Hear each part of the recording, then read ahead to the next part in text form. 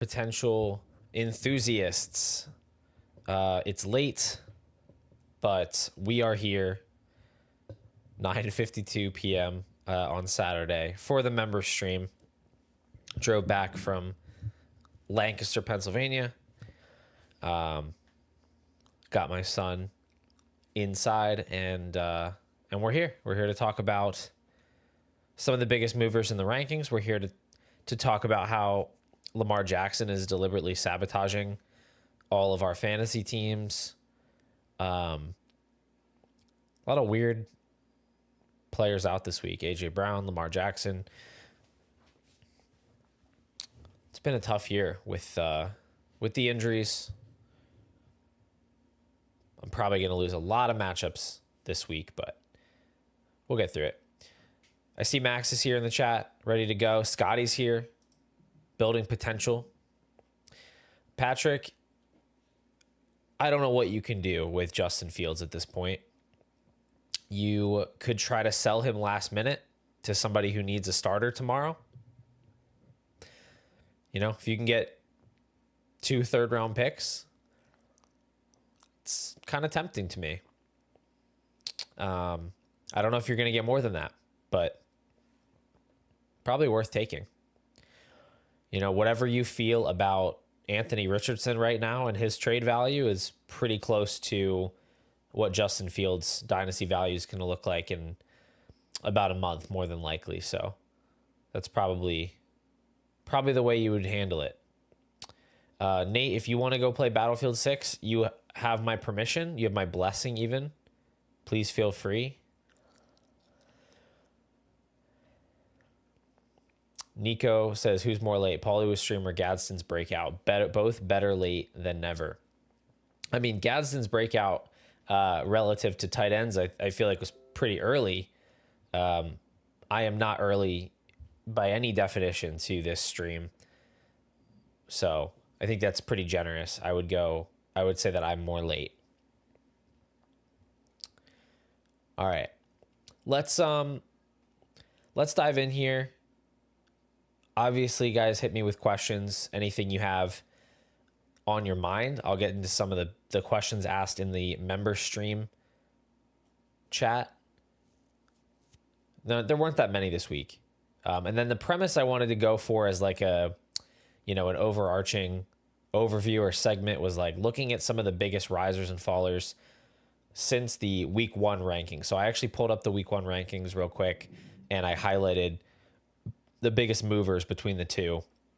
And I don't know if we're going to learn anything from it, but just going to kind of reflect on where those guys were ranked and maybe, I don't know, talk about whether in hindsight, I think I was too high or too low on those players initially, why that might be. I have no idea if we're going to uncover anything helpful there, but we're going to do it anyway. Suvo88 is here with a question. Going into a reload, traded Kittle for Gadsden and an early third. Did I get fleeced buying high on the hype, or is this a good trade? So, Suvo, unless you are a breakout level member, you can see the Dynasty rankings. And more specifically, you can get the pings that I send in the rankings channel about the updates that said that I moved Gadsden to tight end 4 in Dynasty.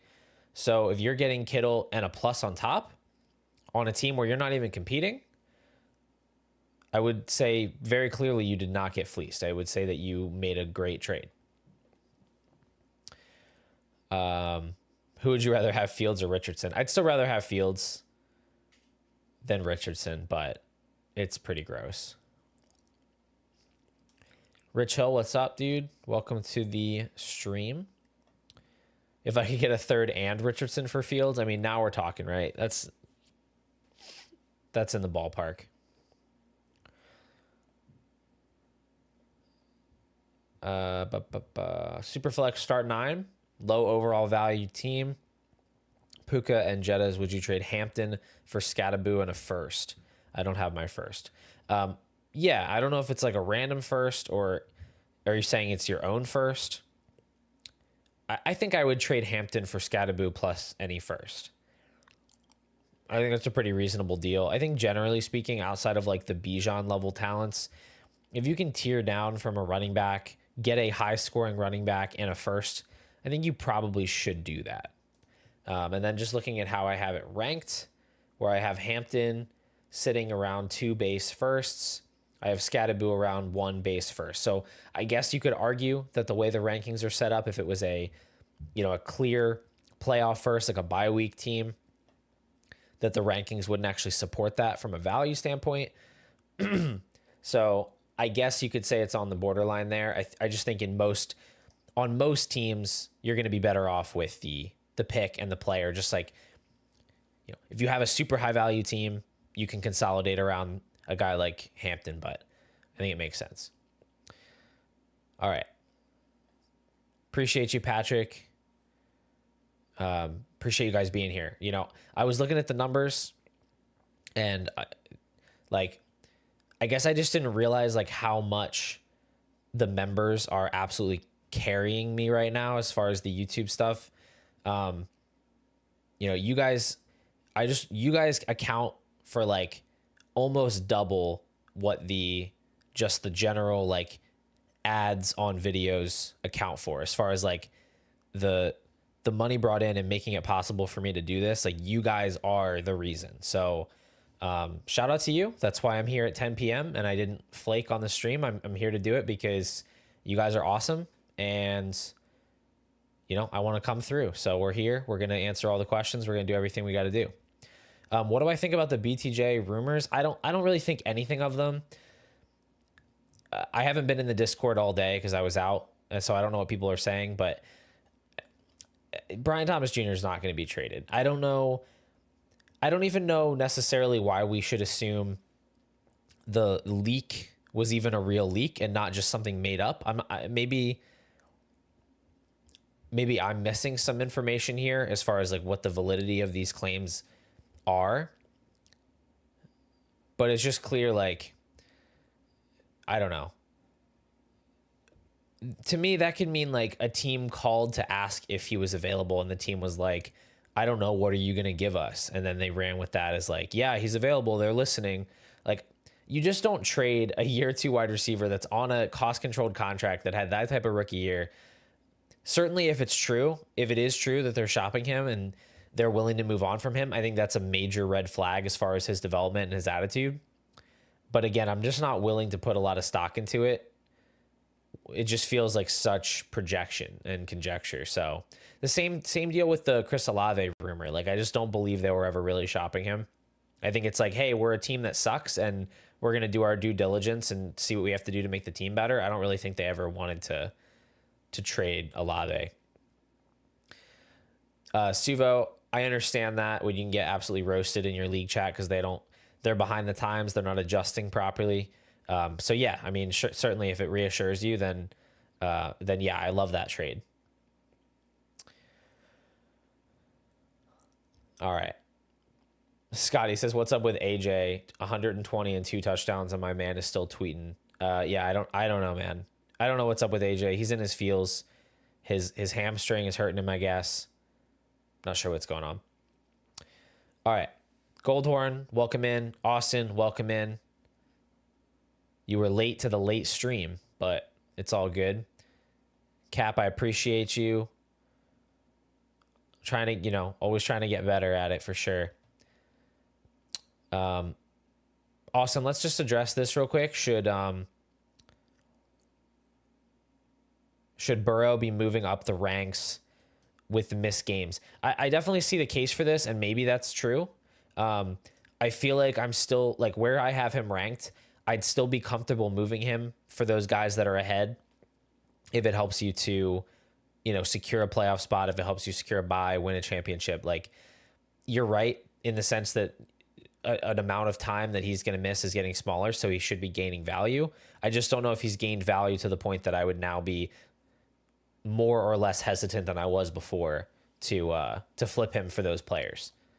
So just looking at where I have him, like, certainly there's wiggle room here if you're rebuilding or something. Like, I don't know. He should probably be ahead of Tet, I think, and maybe Igbuka. Like, that's probably correct. And with the way that Caleb has played in some recent games, like, maybe it's becoming more of a question of who you'd rather have between them. I was kind of on the Caleb train as far as him ascending to be a higher scoring quarterback with the rushing and with the offense coming together, and he's kind of taken another little step back here. So we'll see how the development continues for Caleb. I kind of thought he was on the rise, and now that's kind of in doubt. So I do think ultimately Burrow, if we knew Burrow was coming back healthy tomorrow, I feel like he'd at least be, where Herbert is. So yeah, that's something to consider, and I'll have to keep that in mind as we move into the back half of the season. And just to be clear, I appreciate this, Scoots. Call it whenever you need. I'm good. Like, I'm fine, genuinely, and I'm happy to be here to talk ball. I'm not trying to make myself into a martyr or anything. I'm just saying that I didn't want to let you guys down, so I'm here. All right. Just want to make sure I'm caught up here, and then I'm going to jump into some of the pinned questions. Schefter confirmed Eagles aren't expected to trade AJ. Yeah, this never made any sense to me. Like, I think the Eagles lose like $20 million if they trade him. He's one of the best, most talented wide receivers out there, and he, even when he's not getting the ball, he is still doing things that helps the team win. So it just doesn't make it just wouldn't make any sense for the team to trade him. I never thought that was likely.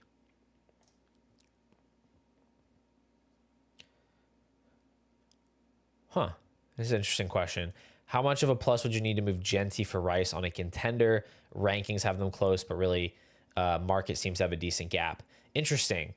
I feel like the market's kind of down on Genty, but you're right that it hasn't caught up on Rice. I will say Rice, I think, is a player where the consensus tools have not caught up to the sentiment in real leagues. And obviously I have a limited sample of leagues to work with, but I have made a lot of different offers for Rashee Rice in different leagues, and I am in a lot of leagues. And I think that it's possible there just haven't been enough deals involving Rashee Rice. I especially think on a site like Fantasy Calc, if we look at where he is on Fantasy Calc, I don't have it memorized, but I have a hunch. Why can't I get this to load? Hold on.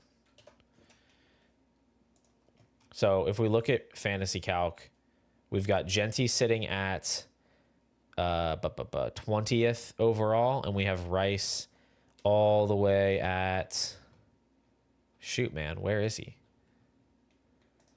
Did I miss him? Oh, he's at 23. Okay, so they're actually only 4 spots apart on Fantasy Calc right now. So I think that gap is absolutely closing. I'm not sure how big of a plus you would actually get right now to make that swap. The answer for me would be, I'd be trying to get a second. I think a second would make it worthwhile for me. A couple thirds, I guess. To be honest, Genty's not a guy I want to be trading because I just think he's so likely to gain value. He looks so much like rookie year Bijan to me. It's not exactly the same, but it's similar in that there were limiting factors for a player that was so obviously great. And you just want to bank on those things kind of resolving themselves from year 1 to year 2. So I'd rather not move him, but I do think Rice is pretty close for a strong contending team. Nico, the answer here, would you actually spend a first for Gadsden? I'm almost never willing to trade a first round pick for a player that is in the late 1 tier. So that's something I actually thought about doing this, and then the season came and it got like hectic, but I thought about trying to write out something about how I would actually use the rankings, and maybe I'll just make a note of it to myself right now just so I don't forget. Post something about the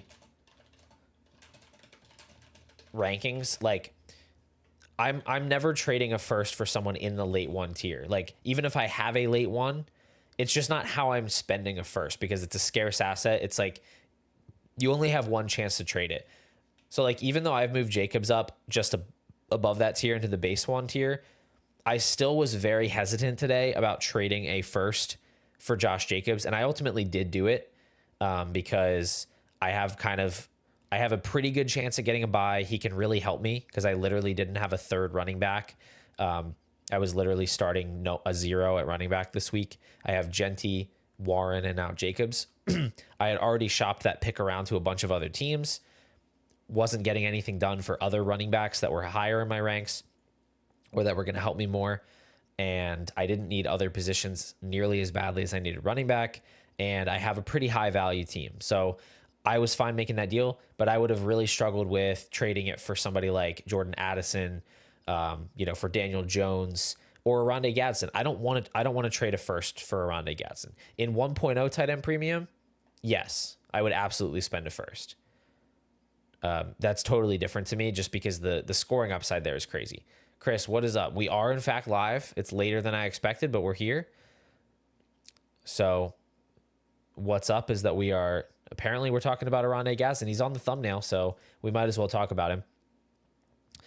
So anyway, the answer is I would not like to trade a first for him, but the follow-up to this, based off his target share being in a super pass-heavy offense, there seems to be a case for him to go up in value more.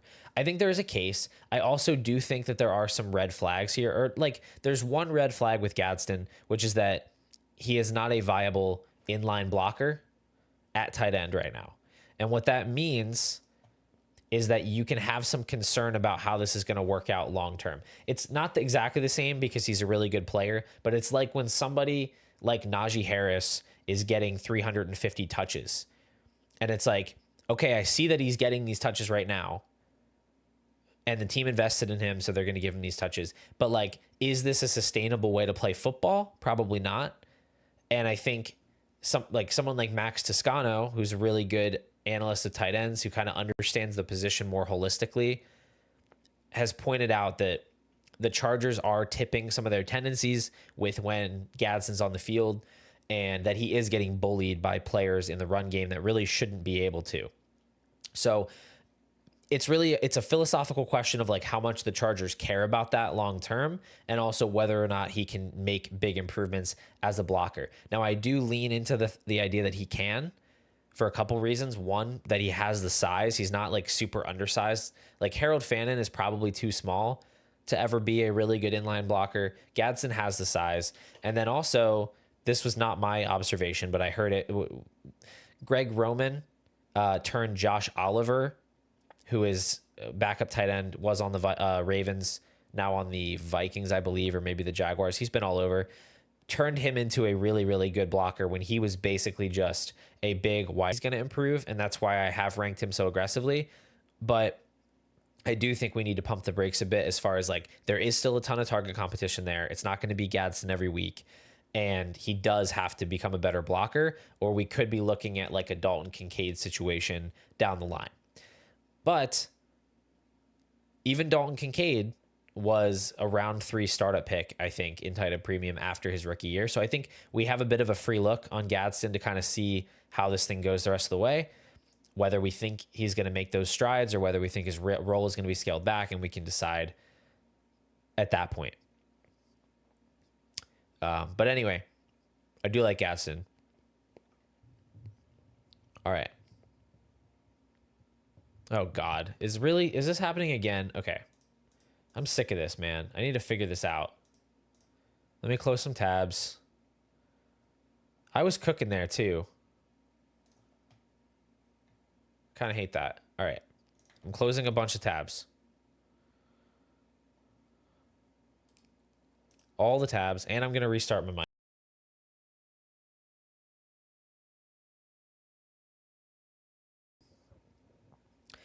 All right. You guys have to let me know if you can hear me better now. Also, those of you that are saying I have audio issues, try refreshing, because last time that fixed it for the one person that was having that issue. Okay. Where were we? We were talking about Gadsden. We were talking about trading first-round picks. Yeah, so I don't really want to trade first-round picks for people in the late 1 tier. Like I said, I want to get to some of these.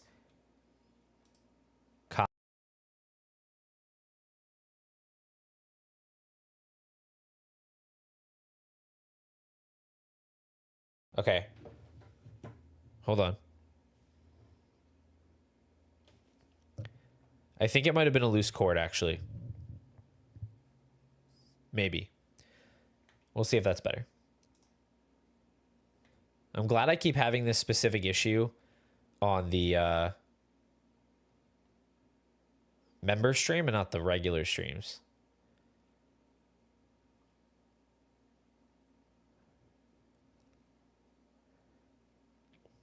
All right.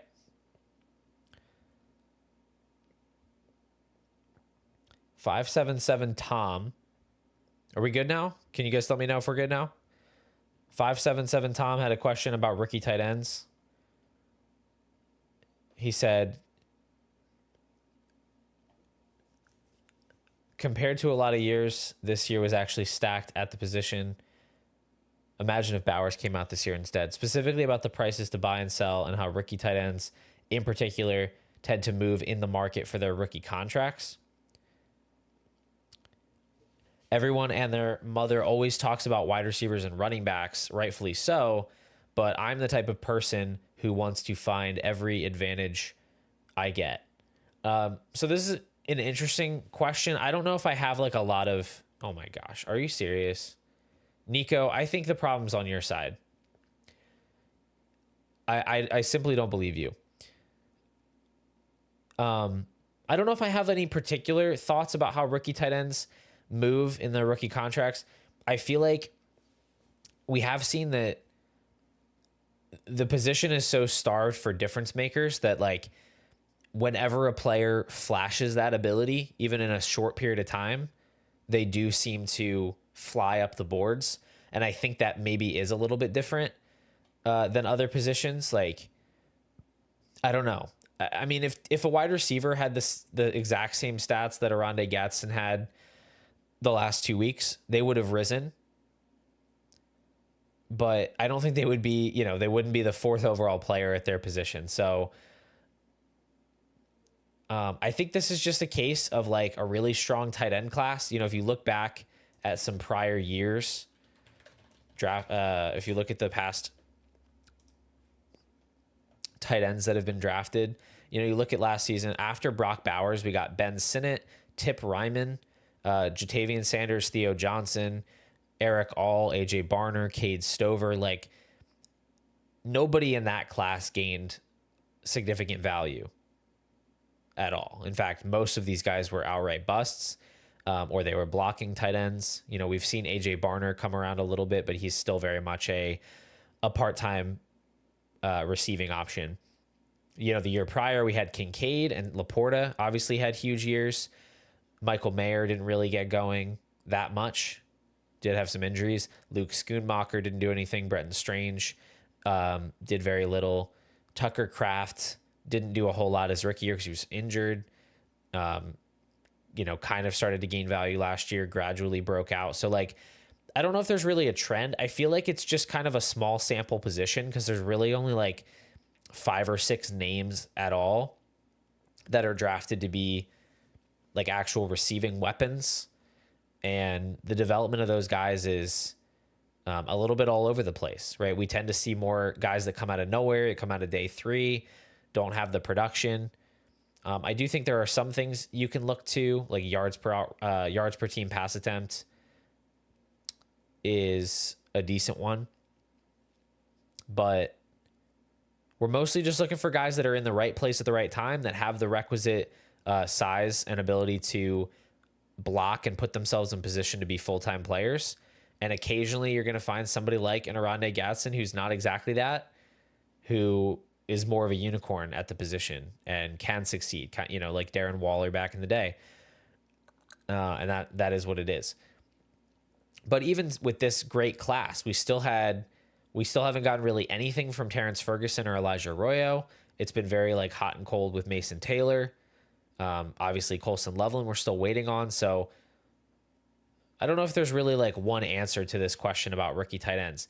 I think in general, they're just less likely to ascend to a status in Dynasty where they can truly make a big difference week in and week out.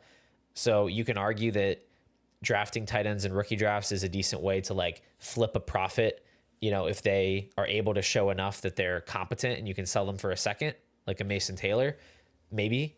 But if you're trying to go and find players that are going to win you leagues, most of the time those are just going to be wide receivers and running backs. And that's why I tend to, I don't know if I would say underweight, but like I was fading Mason Taylor. I was fading Elijah Arroyo in rookie drafts because I just didn't really see the path for them at their cost. Or I didn't think it was a likely path. All right.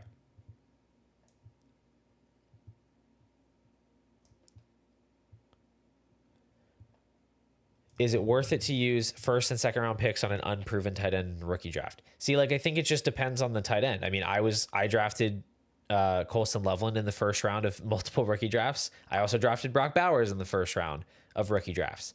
I drafted Tyler Warren in exactly one rookie draft in the first round. And I took some Terrence Ferguson in the the late second. I didn't think he was an amazing pick in the late second. It just sort of, that whole tier got kind of gross in that range. And I liked him better than Taylor. I liked him better than Arroyo. So, yeah, I don't know. Like, the elite prospects deserve to go in the first and second, and everybody else should probably be reserved for the third and fourth, because, again, it's very unlikely for these guys.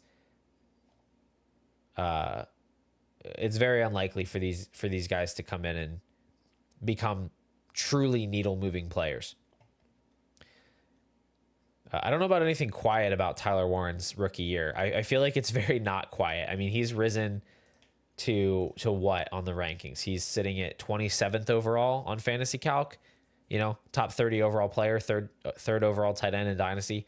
I don't know if it's going that under the radar. I feel like it's just very consistent for sure. It's week in and week out, and it's very no nonsense. I don't, maybe he hasn't had like a ton of major splash plays, but he's just immediately become the go-to guy in that offense. So it's pretty cool to see for him.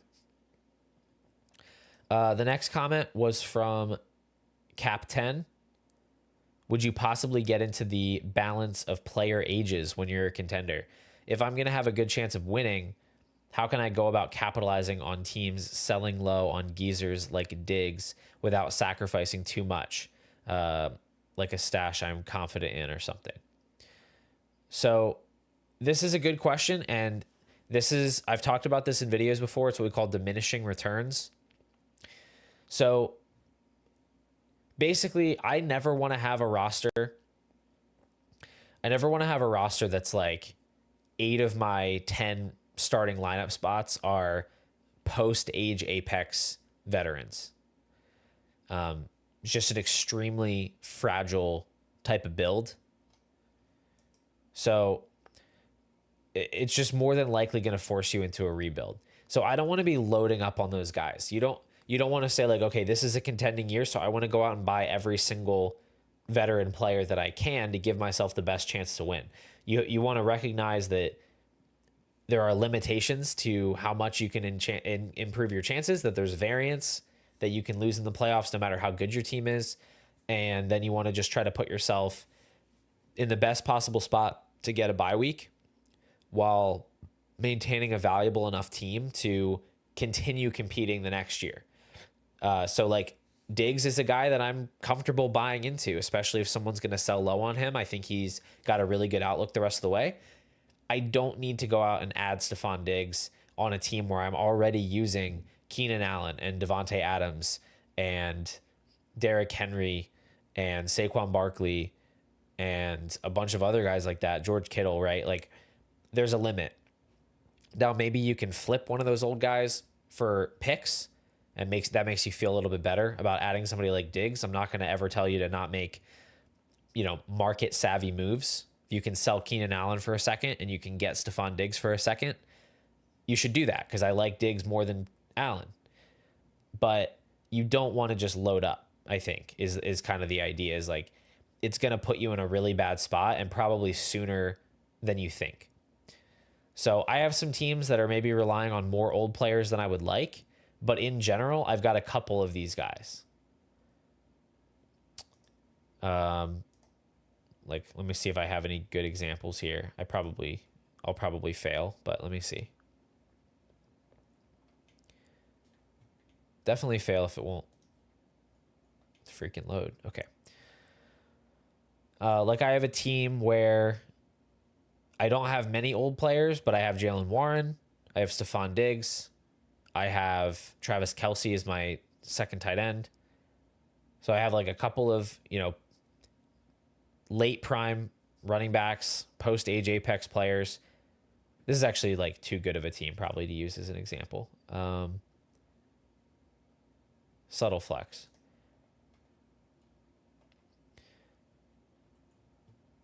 I mean, it always comes back to roster value. It just comes back to like, are you going to have the buying power to keep this team competitive in the future? Because every time you lose a starter, every time you lose a Stephon Diggs, a Keenan Allen, whoever it might be, you then have to backfill that player. So if you've already traded away your firsts and your seconds, your team is just going to start rotting away, basically. Now, if you are in a weird position where you have like 4 first-round picks and you also have a very old team, then that can kind of work out. And that's sort of something, I think that's actually what Chris is talking about. And I wish I could load that team up. But apparently, Dynasty Daddy doesn't know that I have that team, which is weird. Let me just try putting that in.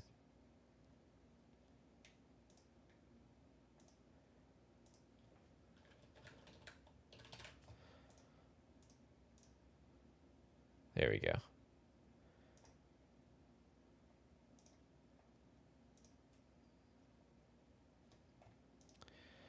Yeah, Chris did a weird build in this league, and I think it's pretty cool, actually, where he like started out by tanking, but then he like started buying players. So he ended up with a team that has McCaffrey, Henry, Dobbins, DK, Debo, Evans, Keenan, Dallas Goedert, Hunter Henry. He had a lot of old players, but he also went and collected some extra picks. So he has moved some of those picks to get some more players. He also has Jaden Daniels. He has Drake May. So he has a couple of like young anchor value players there. And then he has 2 firsts, he has 2 seconds, he has 2 thirds. He has all of his future picks. So he's done kind of this weird hybrid build where he's got 2 young superstar quarterbacks, extra picks, and then he has a lineup of a bunch of old players. But if he loses those old players, he can hopefully backfill that with the incoming rookies he's going to have. And, you know, worst case scenario, he can try to tear down from one of those quarterbacks and pick up more value that way. So I'll say I don't want to have a bunch of old guys on a team, but I think that as long as you have a high value roster, that's the thing that's kind of the most important. He also asked if I could touch on how you buy into trade rumors since the deadline's coming up. Would you be aggressive? Would you get aggressive with a trade being reported as likely to happen? I don't know how often we get trades are likely to happen and then have a lot of time to really act before they do happen. And certainly anybody could point one out if we have one. I feel like by the time you get to that point that it says, hey, this trade's going to happen, it pretty much either happens or it doesn't happen within like a day. But I'd say in general, I think we always get less action than we expect or like than we hope for. So I think in general, I lean against buying into the rumors. Like, I would love Breece Hall to get traded. I don't really think that's the most likely thing to happen. I'd love to see, I don't know, the Giants trade for a wide receiver. I don't really think that that's going to happen. Or if it does, it's going to be some really low stakes, like Juju Smith-Schuster to the Giants for a conditional 7th or something. I don't think that's, I think most of the time we get really excited about the idea of trades and then teams just don't do them. Surely something's going to happen. I'd say there's going to be some fantasy relevant moves, but probably less than we hope for. So if somebody's really buying into the idea that Breece Hall is going to get traded and it's going to really boost his value, as much as I enjoy Breece Hall, I would sell high on that because I just think it's wishful thinking. Just got offered Achane for Brian Thomas 1-for-1. I have Rice and Mecca Flowers. I have Achane ahead of Brian Thomas right now. So I think that's a fine deal. Like, if you want to go and shop Brian Thomas to other people, like I was able to upgrade Brian Thomas to Rashee Rice with some picks. I thought it was a fair deal. You know, if you want to look around for something you like better, I think that's fine. But in a vacuum, if you're contending, for sure, I would take Achane. And we also had a question about Brian Thomas from Austin, who traded 2 2027 firsts for Brian Thomas a few weeks ago. I think that was a pretty suspect decision at the time, but he has the chance to trade Brian Thomas and a third for 2 late 2026 firsts. I think that that's kind of a decent move, honestly. I just think there's some like uncertainty. I think you look at where he's ranked right now, it's pretty close to fair for those late firsts. And there's still time in the season for one of those late firsts to end up being, you know, the 106, the 107. So I think I'd probably take the firsts. But certainly, you know, it's close enough that if you have conviction in the player, you think he's going to be fine long term, I've got no issue keeping him for that price. I don't think it's one you have to do one thing or the other. All right, we're going to move on to the rankings portion here. I've got the comparison rankings set up. And I'm going to talk about some of the guys that have moved a lot, and we're just going to see if anything sticks out. And the first big moves are right at the top. We had Drake May, his move from QB7 to QB4, which is pretty significant when you're that high in the rankings. He was also the roughly like the 21st or 25th, 21st, 22nd overall player in week 1. Or maybe he was a little bit higher than that. 18th. And now he's 4th. This was a situation where I believe the breakout was likely and possible. He was a little bit lower because I didn't know if the Patriots offense was going to allow him to reach this type of ceiling. And honestly, I mean, I didn't know for sure that he was going to hit this type of ceiling. So I feel pretty comfortable with how I had May ranked. It was definitely ahead of the market. I think it was aggressive enough. And it's just a matter of a situation being better than we thought, a player being a little bit better than we thought, you know, sooner than we thought. If anybody was calling this exact outcome, hats off to them. If you thought Drake May would be the QB4 in Dynasty or arguably higher, less than halfway through the year, good for you. Take a bow. Puka Nacua, wide receiver 5 previously to wide receiver 1. You know, we had some uncertainty with Matt Stafford. We had reason to believe that Burrow was healthy at that time in week 1. We thought JJ McCarthy could be good or at least competent in a KOC offense. CeeDee Lamb was kind of a coin flip with Puka, and he hasn't really moved at all. So, you know, Puka came out and he did what he has done throughout his career, and he just looked awesome. I'm really hoping we get him back next week and he looks awesome again. JSN, probably the bigger mover here, wide receiver 13 to wide receiver 3. One of my truly big misses here. And it's really hard for me with JSN. Like, I certainly want to avoid this happening again, where I'm just consistently too low on a guy over and over and over again. I just don't know what I'm supposed to learn here. I certainly he was a good prospect. No doubt about it. His peak production in college, really impressive. We've seen better prospects fail. The NFL let him fall to the 20th overall pick in the draft. He gave us nearly a full season and a half of mediocre production where he looked fine. You know, he charted out well in certain areas.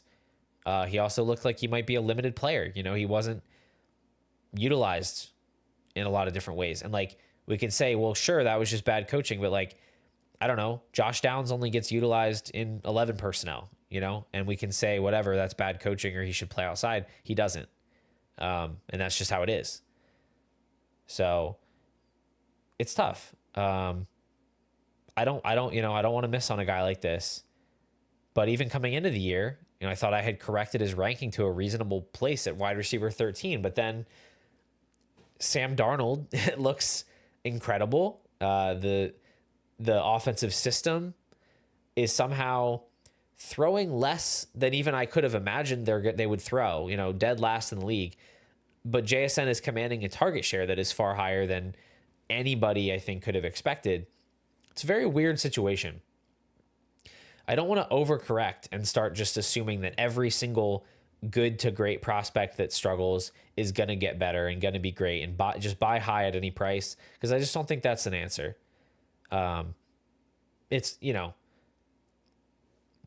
is what it is. JSN's a miss. He's always going to be a miss. He's wide receiver 3 in Dynasty right now. He's insane. There is no remaining cope left.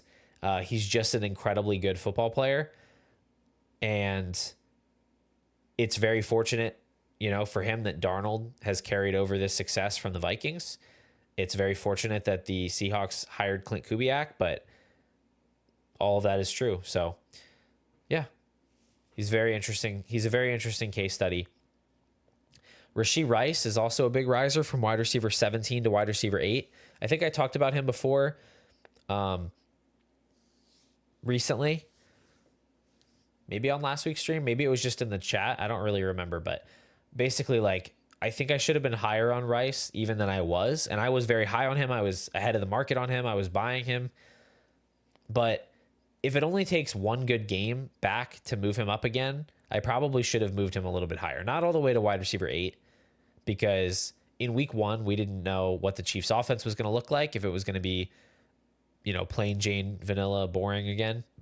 We didn't know Mahomes was going to be dealing like this. We didn't know that Rice was 100% perfectly healthy and ready to slide back into that role. We didn't know exactly how washed Kelsey was. We didn't know that Worthy was going to dislocate his shoulder and have no chance to establish himself and build chemistry with Mahomes. So I think there's a lot of things we couldn't have foreseen. At this point, though, I think Rice deserves to be that high. You can weigh the probation thing however you want to, if you want to knock him down a bit for that. I kind of think the Chiefs are kind of keep him in bubble wrap, and I kind of think he knows he doesn't have any wiggle room or he's going to lose generational wealth. None of that is a guarantee, but it's how I'm operating right now. So I think one thing you'll notice if you look at the big movers is a lot of them are rookies, and that can be up or down, right? Travis Hunter is still down from where we started. I think arguably he should be closer to where I had him in the offseason based on what we saw this past week. Where was he actually? I have him at 38 right now, wide receiver 17. I had him at a little bit higher than that at 26 at one point, wide receiver 12. He could get back there for sure. It wouldn't take a lot. One more game, I think, week 7, and he could be there. So maybe not a lot to take away there. Jackson Dart, though, QB 23 in week 1, QB 10 now. This one's interesting. You guys should tell me if you think, in hindsight, should we have just been higher on Dart all along? I don't know. I had him at QB 23. I had him in the late 1 tier. Other quarterbacks in that tier were Goff and Fields. This was post week 1, so I moved Fields up after that really, really strong week 1 performance. I thought maybe we were getting a bit of a renaissance here. I had him obviously behind Dak, Baker. I had him behind, and then a bunch of guys that obviously we regret at this point. Lawrence, Penix, Purdy, or not, Purdy's good. McCarthy, Kyler, Stroud.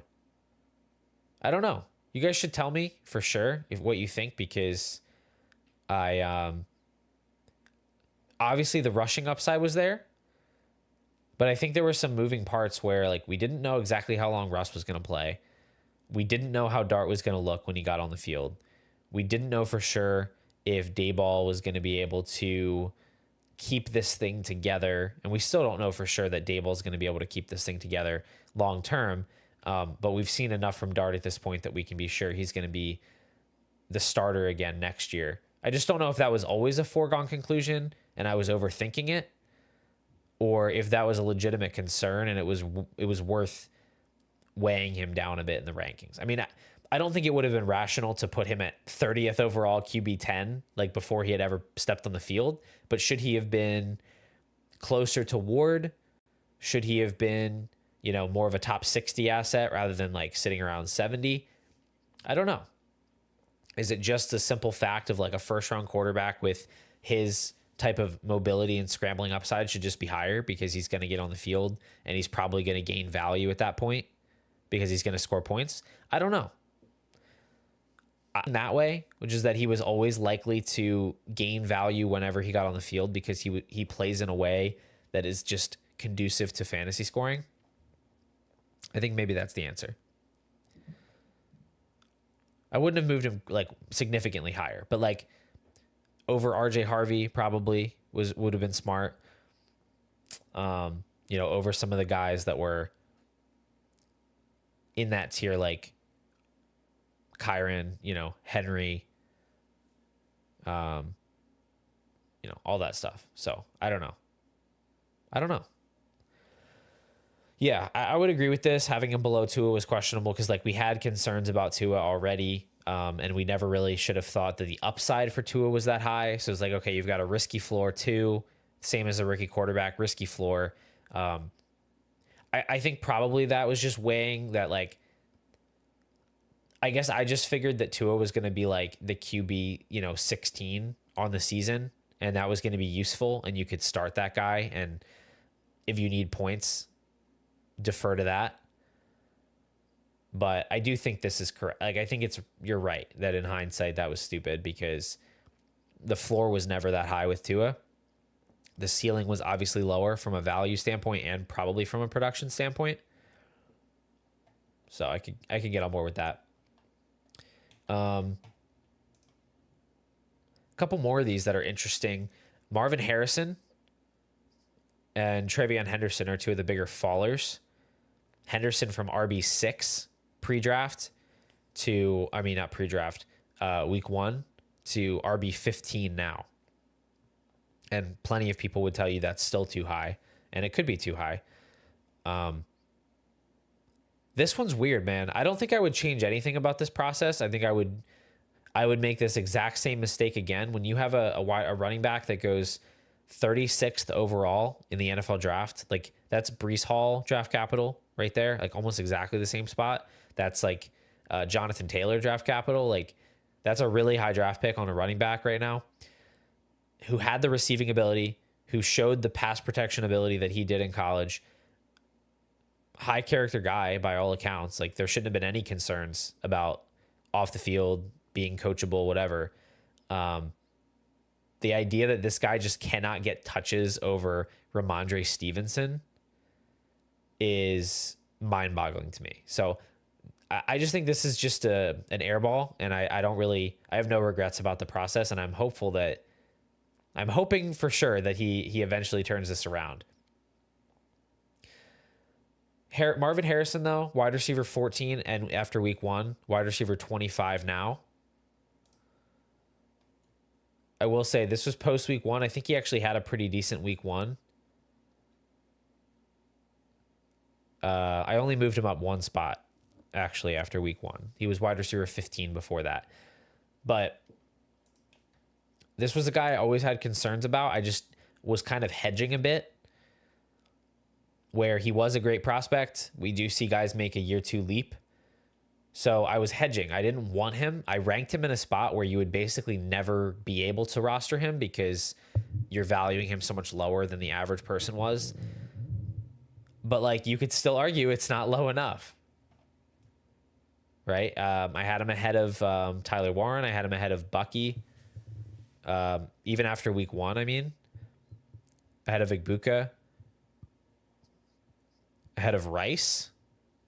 So yeah, probably some stuff there that I would change because I feel like in my heart, I always would have preferred Rashee Rice, and I just didn't put it in the rankings. So, why am I doing that? I don't know. Oronde Gadsden's the funniest one to look at. Tight end 29 in the rankings before week 1. Tight end 4 now. 25 positional spots. And again, that's what happens when the vast majority of players at your position have no upside. When you show you have upside, you're going right to the front of the line. This was one of my highest rostered rookies, so nothing really to say here. I do think I talked him up a few times. Specifically when he first started getting some reps, I said, hey, go out and get Gadsden. Hopefully you were able to get your hands on some shares. I mean, when you're talking about a 5th round rookie tight end who's basically a wide receiver, who tore his ACL in college, who's on a team that has Ladd McConkey, Keenan Allen, apparently good now, Quentin Johnston, and drafted Trey Harris in the 2nd round. And by the way, Keandre Lambert-Smith looked good in preseason too. I'm not really sure how you're supposed to be like that ahead or that early on a guy like Gadsden, or how you're supposed to predict this type of thing happening. All things considered, I'm pretty happy with where I had him. We've also got like the Sam Darnold, Daniel Jones quarterbacks. I don't really feel like talking about those guys. They're quarterbacks I think we had every reason to be skeptical of, who ended up succeeding in, good situations that are catered to their strengths. And I think maybe it's a good lesson that a lot of quarterback play, like outside of the really, really terrible guys and the really, really elite guys, a large percentage of quarterback play and perception of quarterbacks is just about situation. And maybe we need to be a little bit more in tune with what situations players are going into. But we don't even always have that figured out, because I thought the situation for JJ McCarthy was almost like impossible to mess up. And the offensive line is injured and not holding up. McCarthy wasn't executing when he was in there. So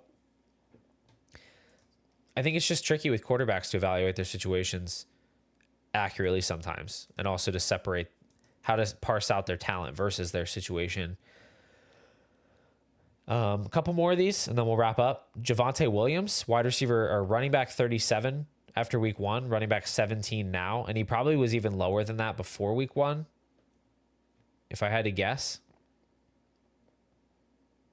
Because I think after week 1, I moved him up. Yeah. Running back 63 was his ranking prior to week 1. So running back 63 to running back 17. This again was a big whiff, and I keep saying that. Obviously, guys that moved a ton of my rankings are going to be like wrong in some way or another most of the time.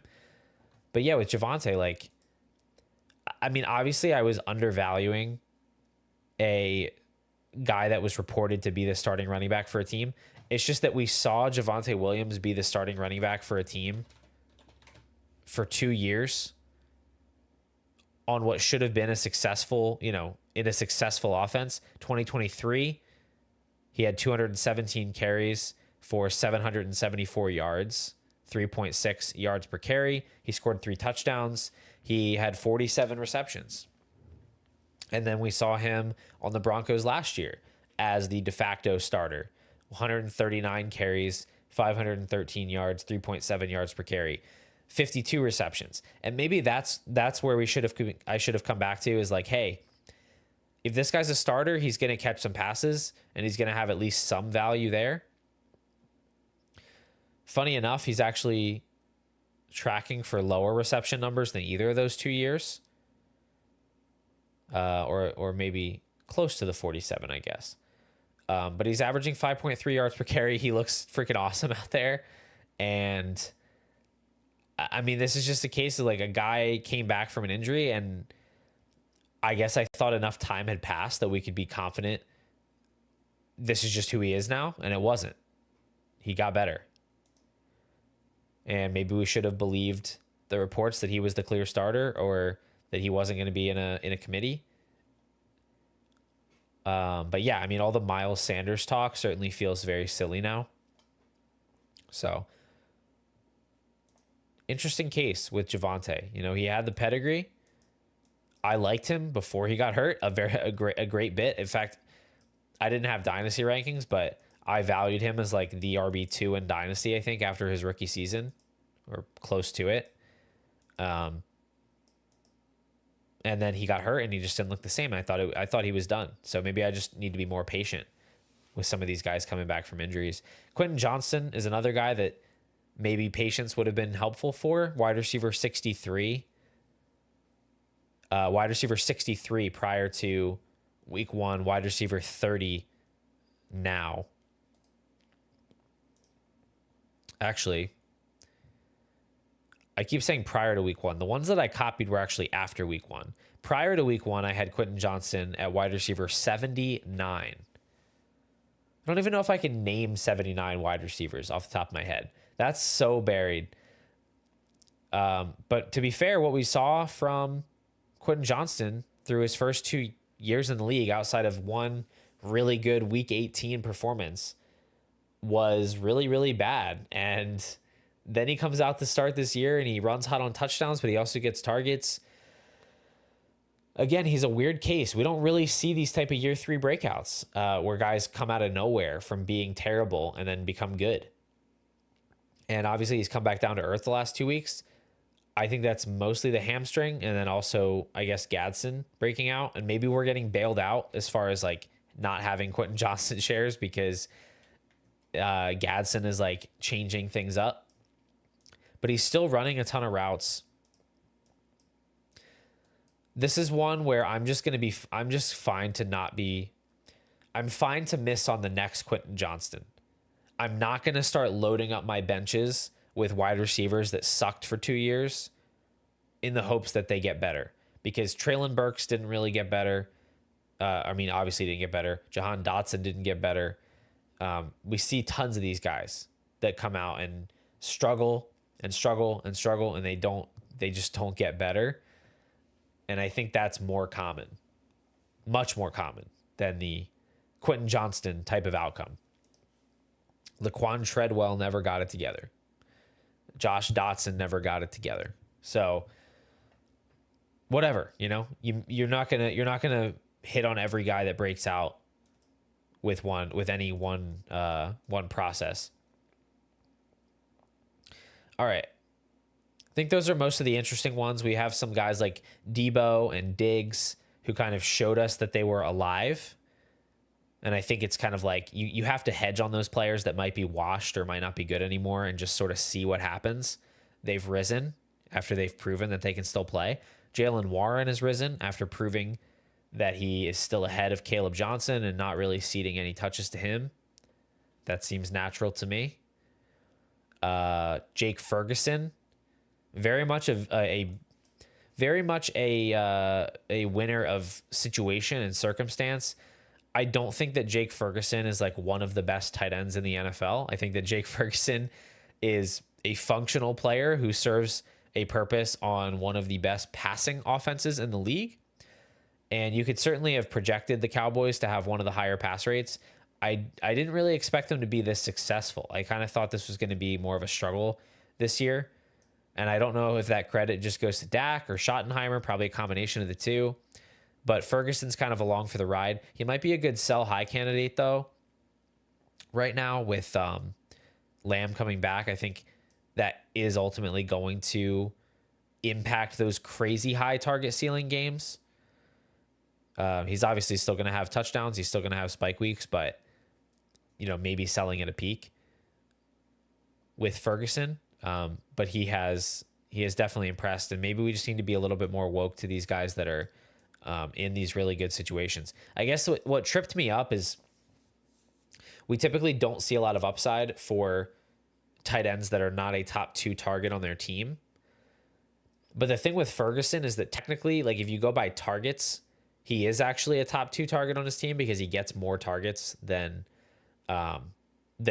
Pickens does. It's just that Pickens typically gets more yards because his are down the field.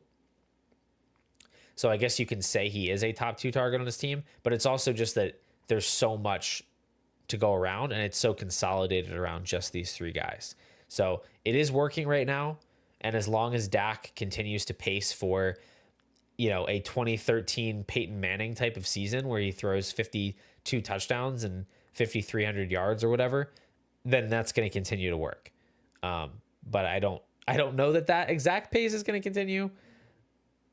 But it's going to be good, and he's going to be, he's going to be very useful. Yeah. So those are some observations from the rankings. That's kind of how I'm thinking about some of these players. Hopefully that was interesting in some way. We're going to wrap this thing up. Guys, don't forget to take Lamar Jackson out of your lineups. Don't forget to take AJ Brown out of your lineups. You probably want to take Zay Flowers out of your lineup if you can. I don't really have any faith in Snoop Huntley to deliver the ball to Zay Flowers. Now, I have far too many players on bye weeks to do that, but just something to consider. I'd probably look at Zay Flowers as like a, I don't know, like a boom bust wide receiver 3 this week. Maybe even lower. I don't know. That's probably about right. So, bummer. It was set up to be a great spot with the Bears, cornerbacks out, and getting Lamar back in the lineup, but that is the way the cookie crumbles. Wishing you guys luck tomorrow. Wishing the Eagles some luck. Get some revenge on the Giants.